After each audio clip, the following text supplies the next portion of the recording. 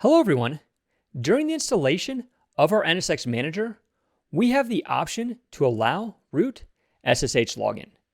And many customers will elect to not enable the setting for security concerns. What happens though if we need to transfer some files to our NSX Manager? We may see an error like this. Let's jump in the command line and talk about how we can temporarily reverse that setting. I've SSH'd into our NSX Manager. When we first log in, we're in a get mode, where we can find out information about our NSX Manager. So for example, our uptime. But we need to drop into our engineering mode. And I want to type in ST space EN to drop into our engineering mode.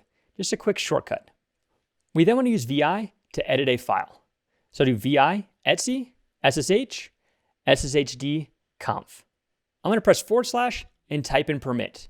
And you'll notice at the end, it says no. I want to change this value to yes. I'm going to press the lowercase I to put ourselves in insert mode. This is our editing mode. And I'm going to change this to yes. Now I need to save the file and quit. To do that, I'll press escape :WQ. A lot of people will put an exclamation point, also known as a bang, at the end of that statement. And that's not needed. When we put that exclamation point, that's saying I want to force that action. Let's say instead, I deleted a line by accident, and now I'm starting to freak out, starting to panic a little bit. This is when we can use the exclamation point, where we'll do a :Q, exclamation point, or :Q bang. That quits without saving the file. I'm gonna go back in real quick, make the change, and we'll jump to the next part here in a sec. With our file properly saved, we now need to restart our service. If I press the up arrow, I can change that to status to make sure our service is running.